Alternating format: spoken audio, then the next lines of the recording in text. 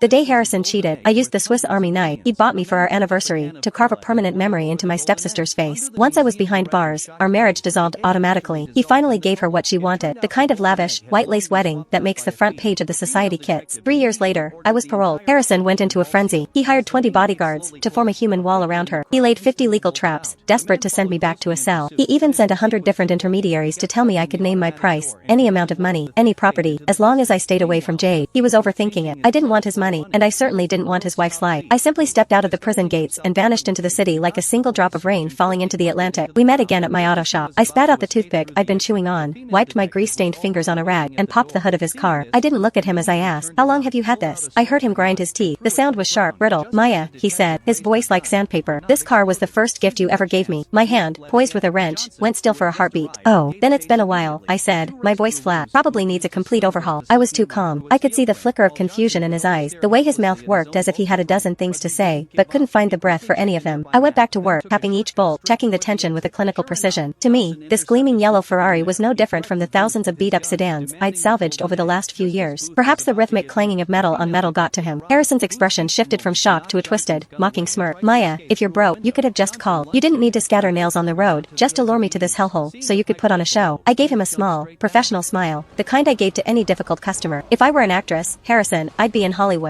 not under a chassis. You came from the East Side, right? The news reported a spill from a hardware truck over there this morning. You should be more careful." I picked up a rag to wipe the black oil from my knuckles. He stared at it. It was a faded pink towel, frayed at the edges, bleached nearly white from too many washes. Something in him snapped. "You used to be like a swan, Maya," he said, his voice rising. "Claustrophobia, OCD, a germophobia that bordered on pathological. You were the quintessential heiress. You'd spend 10 minutes wiping a speck of dust off your Louboutins. You once fired a maid on the spot because there was a single grease spot on the dining table. Now look at you. Hey, Maya, can you take a look at my AC? It's blowing nothing but hot air." The shop door groaned open, letting in the humid afternoon air and a boisterous woman in a loud floral shirt. She tossed her keys onto my workbench. "Sure thing, Mrs. Gable. Leave it with me. It's probably just a refrigerant leak. Easy fix. You're a lifesaver," she said, patting my shoulder with a meaty hand. She glanced at Harrison, then leaned in, whispering loudly, "Oh, you've got a fancy client? I'll let you get back to it. Catch you later." Once she was gone, I turned back to Harrison with a polite, distant smile. "Mr. Sterling, your car is ready. That'll be $20 for the tire plug." "You." He stared at me, looking as if I'd slapped him. He fumbled for his phone, his fingers trembling slightly as he pulled up his payment app. A notification chirped. I looked at the screen. He'd sent $500. "Mr. Sterling, you overpaid. Let me send the change back." I instinctively went to look for his contact info, then remembered. He'd blocked me the day I was sentenced. I rubbed the back of my neck. "Well, this is awkward. Could you show me your QR code? Didn't you say the car needs an overhaul?" Harrison's eyes were dark, unreadable. "Check the rest of the components. Is $500 enough?" I shrugged. "More than enough. Have a seat." I